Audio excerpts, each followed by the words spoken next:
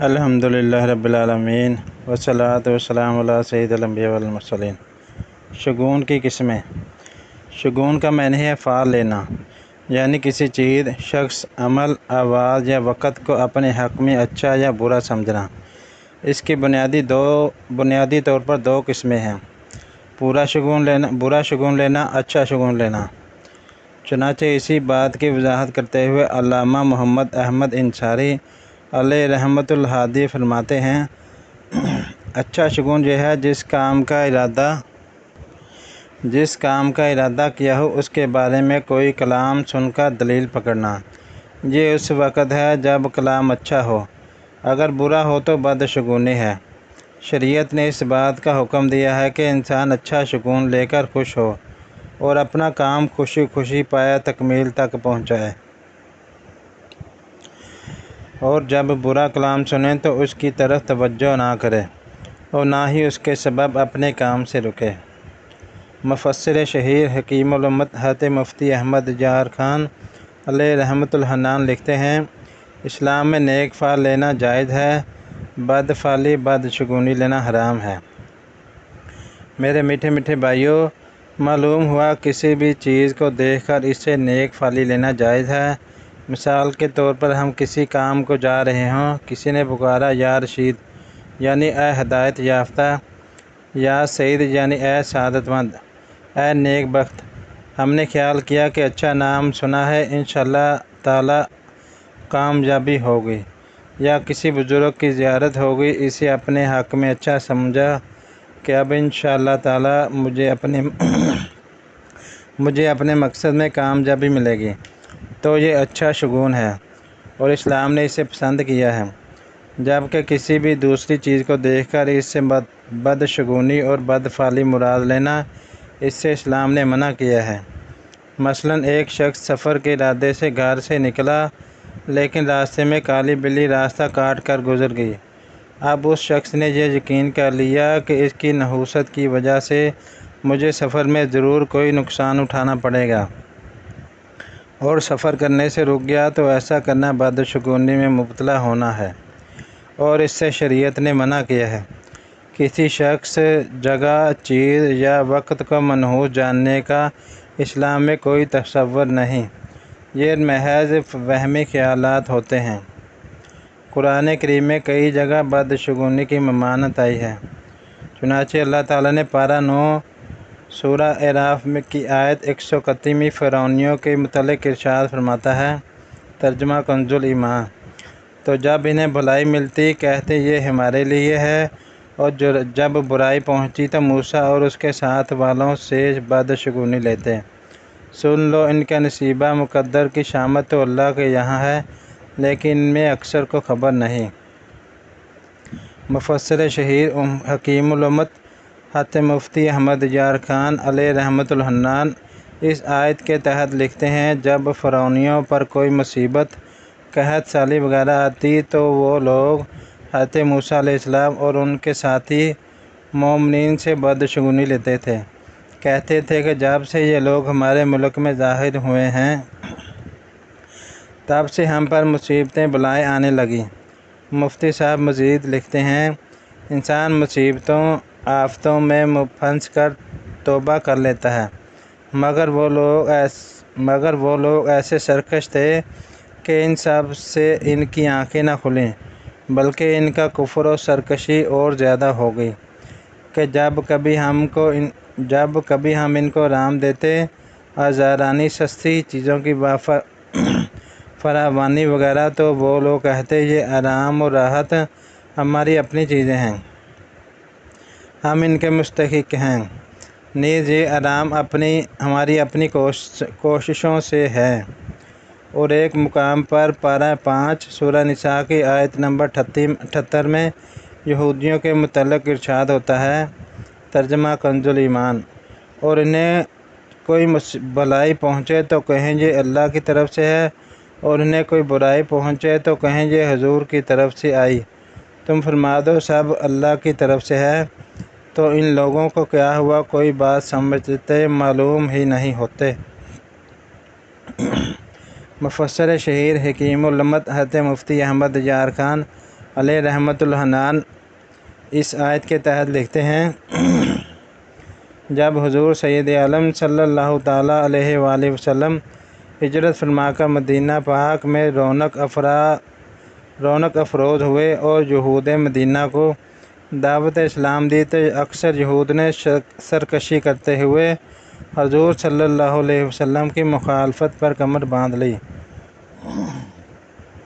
اور ان میں سے بعض لوگ تقیہ کر کے یعنی اپنے کفر کو چھپاتے ہوئے کلمہ پڑھ کر مسلمانوں میں گھس آئے اور طرح طرح سے مسلمانوں کو نقصان پہنچانے لگے، جس کی سزا میں کبھی وہاں وقت پر بارش نہ ہوتی، کبھی پھل کم ہوتے، جیسا کہ گزشتہ امتوں کا حال ہوتا رہا ہے۔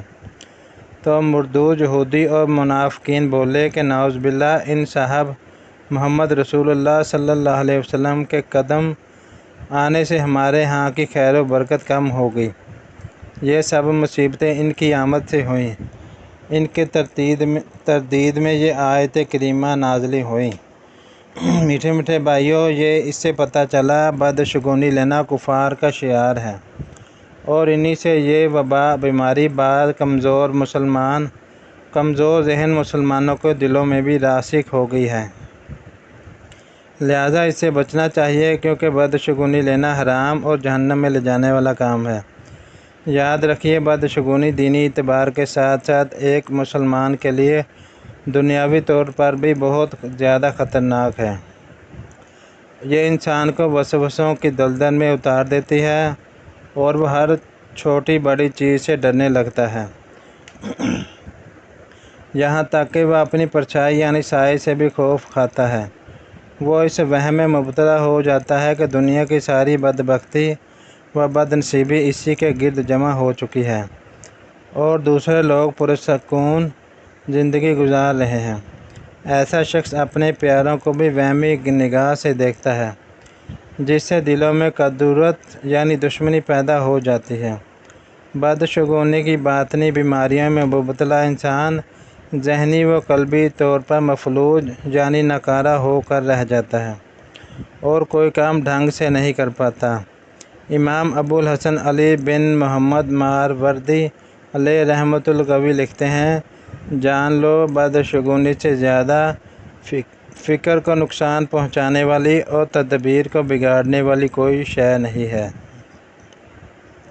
حضور پاک صاحب لولاک صلی اللہ علیہ وآلہ وسلم نے بدفعلی لینے والوں سے اپنی بیزاری کا اظہار ان الفاظ میں فرمایا، یعنی جس نے بدشگونی لی اور جس کے لیے بدشگونی لی گئی وہ ہم میں سے نہیں، یعنی ہمارے طریقے پر نہیں۔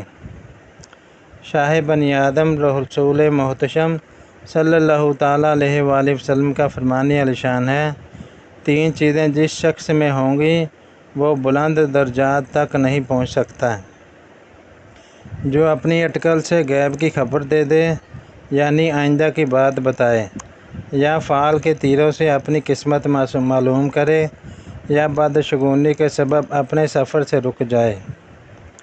حضرت سیدنا معاویہ بن حکم رضی اللہ تعالیٰ عنہ بیان کرتے ہیں، میں نے بارگاہ رسالت میں عرض کی، یا رسول اللہ صلی اللہ علیہ وآلہ وسلم، ہم زمانہ جاہلیت میں کچھ کام کرتے تھے، آپ ہمیں ان کا حکم بتائیے۔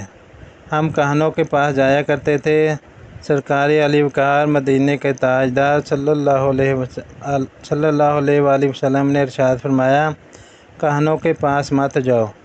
ہم نے پوچھا، ہم پرندوں وغیرہ سے شگون بھی لیتے تھے۔ ارشاد فرمایا، یہ ایک چیز یعنی خیال ہے جسے تم میں سے کوئی اپنے دل میں پاتا ہے، لیکن یہ تمہیں تمہاری حاجت وغیرہ سے نہ روک دے۔ منقول ہے، ایک شخص نبی کریم صلی اللہ علیہ وآلہ وسلم کی خدمت میں حاضر ہوا اور عرض کی، یا رسول اللہ صلی اللہ علیہ وآلہ وسلم، ہم ایک مکان میں رہتے تھے، اس میں ہمارے اہل و عیال کثیر اور مال کثرت سے تھا، پھر ہم نے مکان بدلا، چنانچہ ہمارے مال اور اہل و عیال کم ہو گئے۔ آپ صلی اللہ علیہ وسلم نے فرمایا، چھوڑو، ایسا کہنا بری بات ہے۔ میٹھے میٹھے بھائیوں، بدشگونی کی مذمت پر بیان کردہ حدیث سے معلوم ہوا کہ بدشگونی لینے والا بلند درجات پانے سے محروم رہتا ہے۔ ایسے شخص کے بارے میں نبی کریم صلی اللہ علیہ وآلہ وسلم نے ارشاد فرمایا، وہ ہمارے طریقے پر نہیں۔ اسی طرح جب ایک صحابی رضی اللہ تعالیٰ عنہ نے اپنے مکان کے بارے میں شکایت کرتے ہوئے کہا کہ جب سے ہم اس مکان میں گئے ہیں تو ہمارے اہل و عیال اور مال میں کمی آ گئی، تو پیارے آقا صلی اللہ علیہ وآلہ وسلم نے فوراً اس خیال کی نفی کرتے ہوئے فرمایا، ایسا کہنا بری بات ہے۔ بدقسمتی سے یہ بدشگونی ہمارے معاشرے میں اس قدر عام ہے کہ ہم بات بات پر اس بری عادت کے مرتکب ہوتے نظر آتے ہیں۔ مثلاً کبھی نئی نوکری کے لیے جاتے ہی وہ راستے میں ایمبولینس یا فائر بریگیڈ کی آواز سن کر یہ ذہن بنا لیتے ہیں کہ آج ناکامی مقدر میں ہے۔ کبھی پہلا گاہک سودا لیے بغیر چلا جائے تو دکاندار اسے بدشگونی سمجھتے ہیں۔ اسی طرح حاملہ عورت کو میت کے قریب نہیں جانے دیتے۔ تو کبھی جوانی میں بیوہ ہو جانے والی عورت کا منحوس کہہ کر اس کی دل آزاری، تہمت، بدگمانی اور طرح طرح کے برے القاب سے پکارا جاتا ہے۔ یاد رکھیے، اسلام نے اس طرح کسی کو منحوس سمجھنے کو حرام قرار دیا ہے۔ میرے آقا اعلیٰ حضرت امام اہل سنت مجدد دین و ملت مولانا شاہ امام احمد رضا خان علیہ رحمۃ الرحمن سے اسی نوعیت کا ایک سوال کیا گیا کہ ایک شخص کے متعلق مشہور ہے، اگر صبح کو اس کی منحوس صورت دیکھ لی جائے یا کہیں کام کو جاتے ہوئے یہ سامنے آ جائے تو ضرور کچھ نہ کچھ دقت اور پریشانی اٹھانی پڑے گی، اور چاہے کیسا ہی یقینی طور پر کام ہو جانے کا وثوق، اعتماد اور بھروسہ ہو، لیکن اس کا خیال ہے کہ یہ کچھ نہ کچھ ضرور رکاوٹ اور پریشانی ہوگی۔ چنانچہ ان لوگوں کو ان کے خیال کے مناسب ہر بار تجربہ ہوتا رہتا ہے، اور وہ لوگ برابر اس امر یعنی بات کا خیال رکھتے ہیں کہ اگر کہیں جاتے ہوئے اس کا سامنا ہو جائے تو اپنے مکان پر واپس آ جاتے ہیں، اور تھوڑی دیر بعد یہ معلوم کر کے کہ وہ منحوس سامنے تو نہیں اپنے کام کے لیے جاتے ہیں۔ اب یہ سوال ہے کہ ان لوگوں کا یہ عقیدہ اور طرز عمل کیسا؟ کوئی قباحت شرعی شرعاً برا تو نہیں؟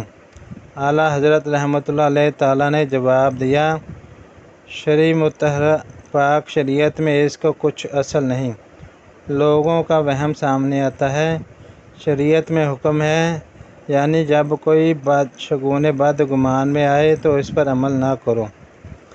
وہ طریقہ محض ہندوانہ ہے۔ مسلمانوں کو چاہیے کہ ایسی جگہ چاہیے کہ یعنی اے اللہ، نہیں ہے کوئی برائی مگر تیری طرف سے، اور نہیں ہے کوئی بھلائی مگر تیری طرف سے، اور تیرے سوا کوئی معبود نہیں، پڑھ لے، اور اپنے رب تعالیٰ پر بھروسہ کر کے اپنے کام کو چلا جائے، اور ہرگز نہ رکے نہ واپس آئے۔ واللہ تعالیٰ عالم۔ صلی اللہ علیہ وسلم۔